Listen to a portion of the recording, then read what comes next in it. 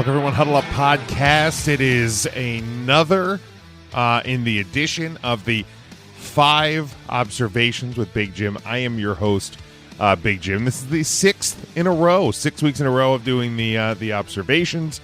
You can, if you're listening to this and you're not subscribed to our podcast, make sure you do that on all podcast platforms, YouTube as well. Head over to our social media, facebook.com/Huddle Up Podcast, Twitter @Huddle Up Podcast, and hit the link tree. Get everything Huddle Up related you need to know: merchandise, YouTube, podcast platforms, and all of that. We appreciate your support as always. If this is your first time checking out this particular format, this particular show, it is me giving my 5 observations in the world of sports each and every week.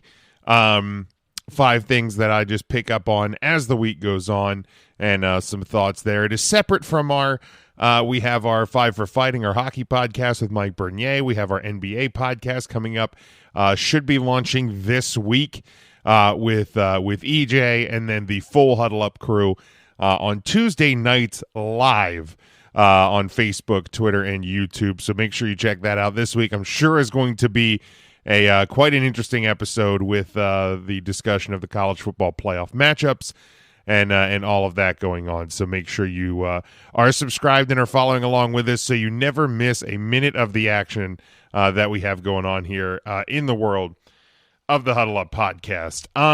Speaking of the world, and this is my first observation, right now the World Cup is going on. And if you've known me for a long time, this first observation is going to probably come as a bit of a surprise to you. The, quote, "soccer is boring" crowd. You really are kind of annoying as hell this year. I have never been a big soccer fan. I used to be in this kind of soccer is boring crowd. When I was like younger, more immature, and I just I did it to get reactions from people.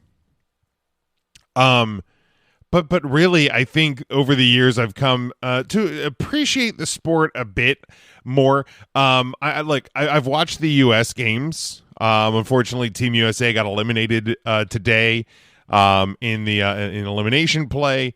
I had that game on while I was working today. I had it on, so I was catching some of that. And it was a great showing by the U.S. team this year, hosting the World Cup coming up here in a few years. So that was definitely a great showing for the team and for our country. But if it has struck me so different this year, because I'm just like, maybe it's just been over the last couple of years with everything that we've all collectively gone through, that I'm like, man, if you don't like it, don't watch it. There is so much other content that you can absorb. There is so many other things that you can give your time and energy and space to, that to either watch soccer just to make fun of it, or to make fun of those who are enjoying it. I just don't get it. Like, I'm not a fan of tennis. I can't watch. I don't care if it's Wimbledon. I don't care if it's the U.S. Open. It is not for me. But I don't sit there and go, man, tennis is boring. Why would anybody watch tennis? Like, I watch golf. I understand that to a non-golfer, and hell, even to some golfers, watching golf is not exciting. To me, I think it's exciting as hell. I love to watch, especially major tournaments and some of the bigger non-major events out of the year, out of the golf season. I enjoy watching the sport of golf because I love it that much. So if somebody enjoys watching soccer, why does that bother anybody? I don't get it. Like I said, I enjoyed watching the U.S. games. I've been wanting to get down to a Philadelphia Union game, a little over an hour away from Philadelphia. So, but yeah, I just, man, don't be soccer is boring guy. Just don't be that guy. You don't like it, don't watch it. Don't try and crap on other people for watching it either. My second observation this week is it is time for the Green Bay Packers to begin to look beyond Aaron Rodgers. Now, before you come at me and tweet at me at Big Jim Sports, feel free, go ahead, I don't care. But before you do that and tell me, well, it's not Aaron's fault and the Packers stink and blah. Look, I am not sitting here and telling you that the reason, like the primary reason that the Green Bay Packers are 4-8 and are currently sitting 11th in the NFC, 4 spots out of a playoff position. I'm not sitting here and saying that Aaron Rodgers is the reason or the biggest reason for the Packers' struggle. But the thing is, he is a part of it. Aaron Rodgers is not the same. Ayahuasca Rodgers is not the same. I don't care that he won 2 straight MVPs going back to last year. Okay, that guy does not look the same this year. The only time he's looked the same this year was when he was playing the Dallas Cowboys, because that totally adds up. He doesn't look the same. He doesn't have the weapons. The coaching staff looks lost. He looks like he doesn't respect any member of that coaching staff whatsoever. He doesn't respect the coaching staff. I don't think he has a great respect for the players in that locker room. I think the only person he may have respect for, I don't even know if he has it for himself, but would be himself. But this isn't Jim goes off on Aaron Rodgers. This is a bigger picture thing for the Green Bay Packers. Because this team is very young. Especially wide receiver position. They're in a transitional period. Aaron Rodgers isn't part of the next chapter of the Green Bay Packers. They're at the end of the Aaron Rodgers book. Okay? So if you're looking in that direction, now's the time. You are there. You have closed the book on Aaron Rodgers is going to be the next Super Bowl champion quarterback for the Green Bay Packers. That book is sealed. It is at the end. It is done.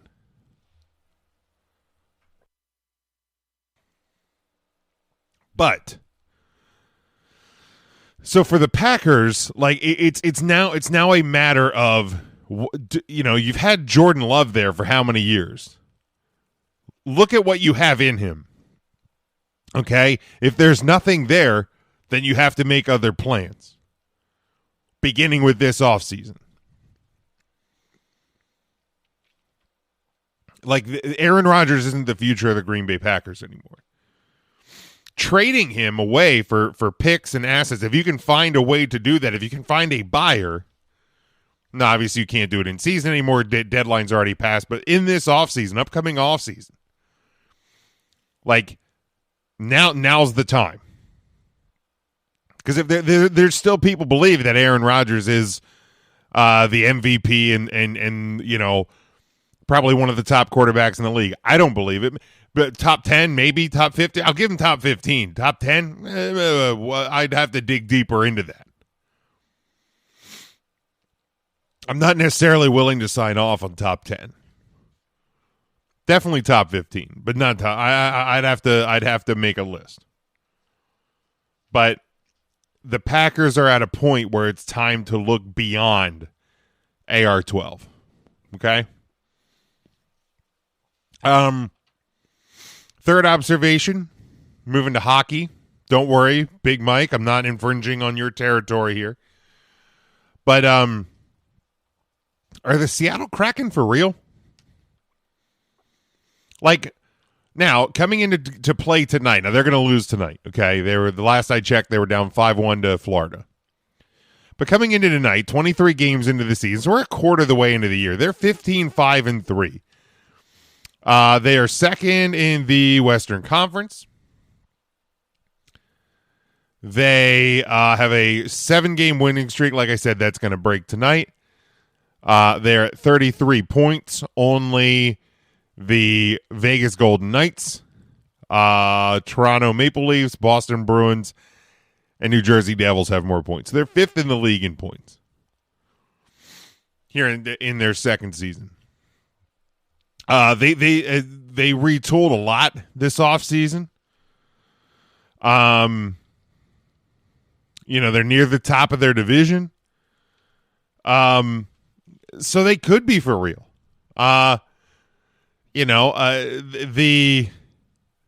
It's fun to see new teams thriving like this. Because so many times expansion teams are just in the mud for year after year after year. So to see a new team like this in their second year, one that missed the playoffs, looks to be a super fun environment in Seattle. Climate Pledge Arena looks like a blast.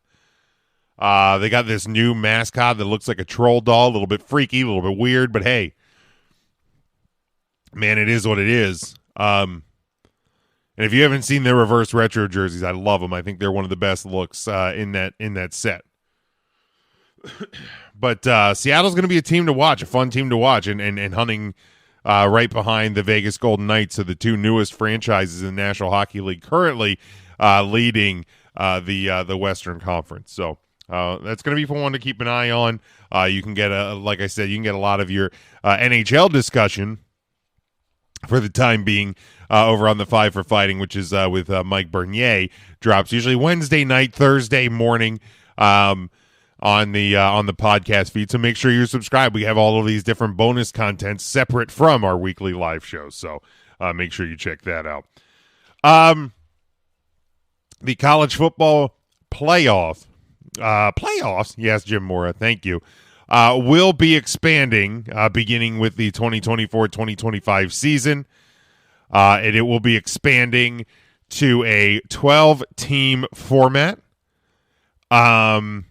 Beginning, like I said, in 2024, 2025, the Rose Bowl signed off, and that is moving forward. So what it will feature is the 12-team format will feature in order the top 4 conference champions, followed by a combination of 6 at-large bids and 2 highest-ranking remaining conference champions. Teams will be ordered based on the college football playoff rankings. This guarantees at least one group of 5 team will make the playoffs each year, and it would certainly allow the possibility of more than one group of 5 team would make it. The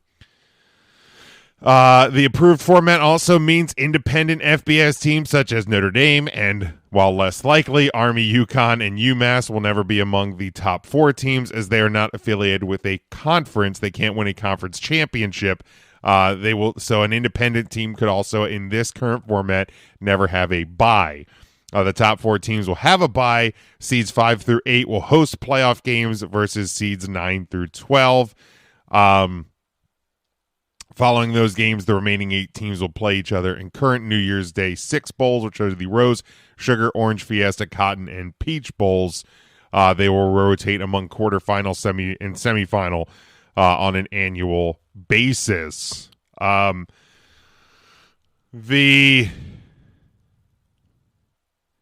The number 1 team will choose where it wants to play its opponent in the quarterfinals. And the number 2 team will pick its venue, followed by the number 3 team. The number 4 team will play in the final bowl available in those quarterfinal matchups. The highest-ranked team heading into the semifinals will pick its bowl of choice. The other 2 teams will play in the last remaining bowl. The college football championship playoff national championship game will be played on a neutral site. So like I said, in the new format, the number 1, 2, 3, and 4 teams will be on a bye. Number 12 will be at number 5. Number 11 will be at number 6. Number 10 at number 7. And number 9 at number 8 in the first round. And then the top 4 teams in the quarterfinals will host the seeding as it goes. So based on, now this is based on the college football playoff rankings going into this weekend, into championship weekend, because of course there was a huge shakeup, and I'm going to talk about that here in a second. But this is what this is what the college football top 12 would look like for the college football playoff if the 12-team format started this year. So your top 4 were Georgia, number 1, the SEC champion. 2, Michigan, Big 10 champion. 3, TCU, Big 12 champion. 4, USC, Pac-12 champion. Again, this was based on last week's ranking, not what's going to come out and be the final rankings tomorrow. And then your at-large teams, number 5, Ohio State, number 6, Alabama, number 7, Tennessee, number 8, Penn State. Those are all at-large. Number 9, Clemson, ACC champion. Number 10, Kansas State, an at-large bid. Number 11, Utah, at-large bid. And number 12, Tulane, your AAC champion. So your first round matchups would be Georgia, Michigan, TCU, and USC would have been on a bye. Number 12, Tulane, at number 5, Ohio State. Number 11, Utah would be at number 6, Alabama. Number 10, Kansas State at number 7, Tennessee. And then number 9, Clemson at number 8, Penn State. I like the format to a degree, okay? I've said since the college football playoff was first announced, I said I didn't think 4 teams was enough. I don't know if 12 is the perfect number. I don't know if it should be 8. I don't know if it should be 12. I don't know if it should be 16. But 4 was never enough. So I'm happy to see it expand. I think it will help avoid some, not all, but some of the stuff that we went through this past week that you heard on the Huddle Up podcast, things that we're going to hear tomorrow when the rankings come out, that we're going to talk about on Tuesday on Huddle Up podcast, I'm sure. And that is some of these, well, so-and-so should have been in, so-and-so shouldn't have been. I think we're going to avoid some of that. You're never going to avoid all of that. But I hate auto bids. Now, don't get me wrong. I understand why they do them in a sport that has your conferences similar to divisions in pro sports. I understand the value of division or conference championships and meaning something. I get it. But the thing I don't like about it is, like, you're going to eventually get a team or teams in there because they won a conference that are markedly worse than their opponent, just because they won a conference championship. Like, I don't like it. I get why they do it. I'm not gonna go overboard complaining about it, because in a sport that has conference championships, they're always going to be part of the discussion, and I get it. But I'm excited to see it expanding, and I can't wait for 2024 to see that. Now, my fifth and final observation for the week: the college football playoff is being shook up. Okay, on Huddle Up podcast this week, and on Twitter, talking with friends, talking with coworkers, talking with family, and not family like Brian Kelly, but like my family. The thing I said was I didn't think that there would be any upsets within the top 4. And then Friday night happened, and USC blew it against Utah. So then I said, well, USC blew it, but I don't think there's going to be any upsets on Saturday. And then TCU happened. TCU loses to Kansas State in the Big 12 title game. USC loses to Utah in the Pac-12 title game. Michigan and Georgia do their job. They win big. They're locked in. They were going to be locked in either way, but they are locked into the 1 and 2 spot. I think Georgia will be number 1. I think Michigan will be number 2. Now this is where it gets fishy. USC is dead. They were number 4. They lost to Utah. They are done. So now your question is, who gets spots 3 and 4? And to me, it's down to 3 teams: TCU, Ohio State, and Alabama. I think TCU should be in. They have the strongest resume, even stronger than Georgia, even stronger from strength of schedule standpoint, stronger than Georgia, stronger than Michigan. They went through the regular season. They lost in overtime in their conference title game. But the reason I think they should still be in, and quite frankly, I think they shouldn't even move out of the 3 spot, is because even in a loss, it was a better showing than what Ohio State had a week ago and what Alabama has had over the course of the season. Okay? TCU has 1 loss in their 13th game by a total of 3 points in overtime on a neutral site. Alabama has 2 losses in a weaker schedule by a total of 4 points on the road, both of them. Ohio State has 1 loss to a weak schedule, but that 1 loss was in an ass-kicking at home the last time that we saw them play.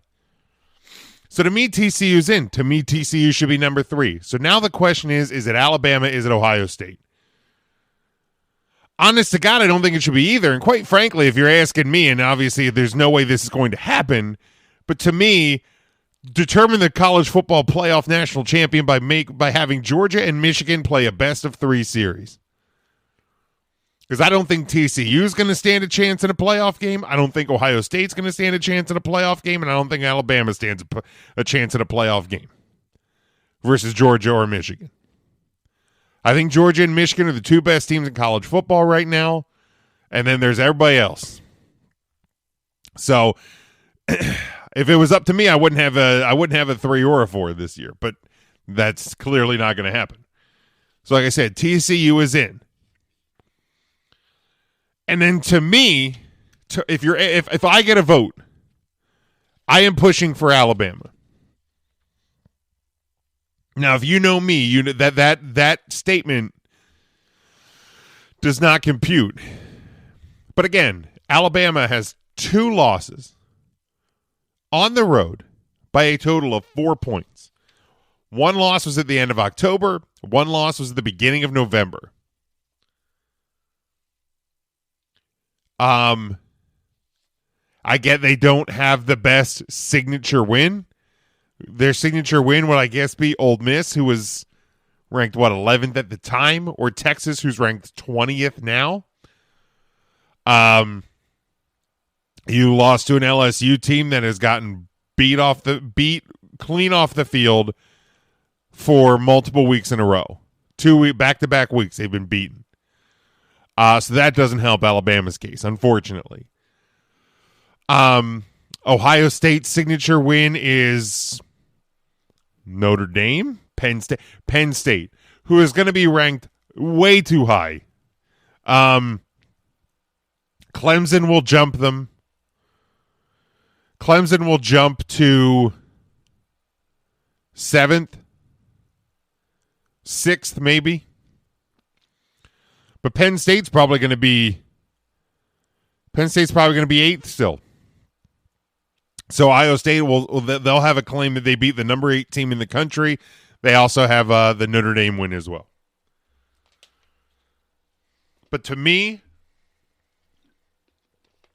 I can't look past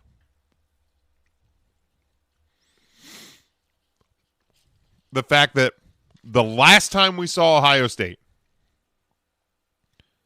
they were run off their own field in perfect weather by Michigan. Again, I just said I think Michigan's one of the two best teams in college football, indisputable this year. But if you want to be in the top 4 teams, you need to be in that discussion. And I don't think Ohio State is. That was their closing statement. Like, if you think of it as a courtroom, Ohio State's closing statement was 3 points in the second half at home in perfect weather when you were favored by 9 and you lost by over 20. If you factor in the odds, the 9-point favorite, it was a 30-point swing against you. That was your closing argument. Now, Alabama had an easier road for their final game, but they had a stronger closing statement. I get TCU lost today. To me, that they lost by 3 on a neutral field to a team that's going to be that's in the top 10. Because that's what everybody's forgetting. They lost to a team that was ranked 10th this past week, so they're going to be moving up into the top 10. 9th, 8th, maybe 7th. So this loss shouldn't hurt TCU that much.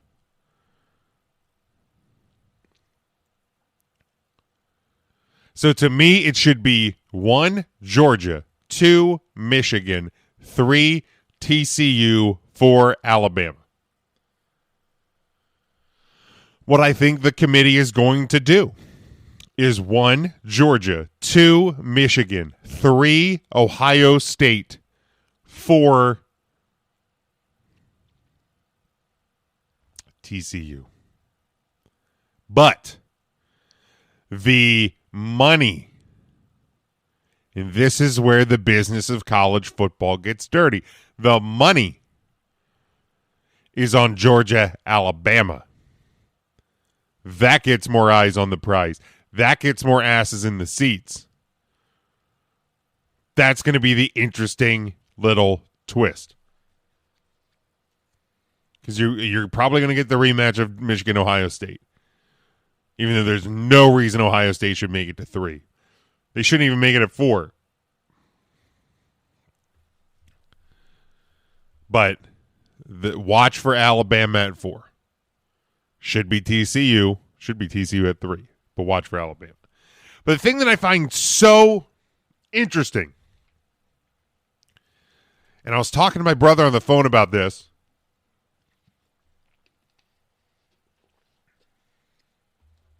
is we, as Notre Dame fans, my brother and I, and Matt, who's also part of the Huddle Up podcast, have heard for years about Notre Dame.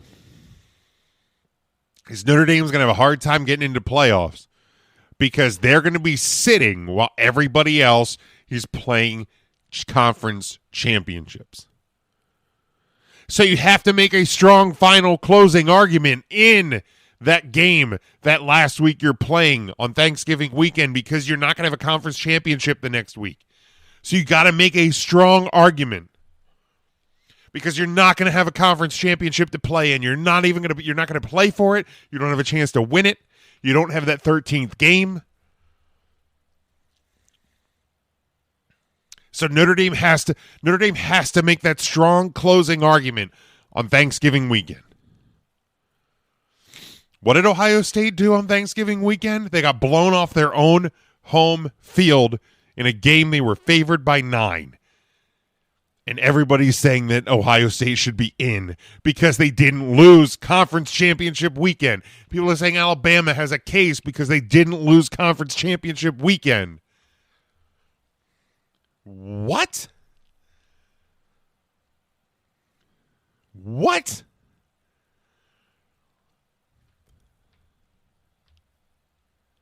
"13th game's important." Okay, so you lost it. You lost it to a top 10 team on a neutral site in overtime. But you're going to push in a team that didn't have that 13th game, that lost the opportunity. And that's the Big Ten's fault. Okay? That's the Big Ten's fault for doing the East and West. That's the SEC's fault for doing the East and West. Although, I think it still would have been LSU. No, maybe it would have been Tennessee. Either way, Bama wouldn't have been there.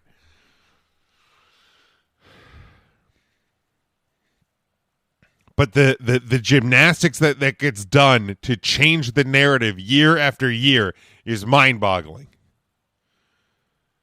When it's Notre Dame, well, you got to have that 13th game. You need that conference title game. It's an uphill battle for these guys. But now Ohio State and Alabama are better off because they didn't play and lose in a conference title game.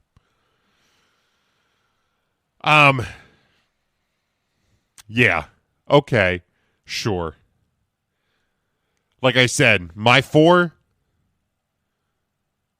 Georgia, Michigan, TCU, Alabama. What I think it will be: Georgia, Michigan, Ohio State, TCU. We'll find out. We'll react to it. Tuesday night, Huddle Up Podcast, live 8 o'clock Eastern Time, Facebook, Twitter, and YouTube. Subscribe to the show on YouTube, all podcast platforms. Follow the show on Facebook, on Twitter, and on TikTok at Huddle Up Podcast. Get our merchandise over at tpublic.com. We'll catch you Tuesday live. Catch you on the podcast feed whenever you want to listen to it. And I'll be back with more observations next week. Until then, stay safe, stay smart, and go for the win.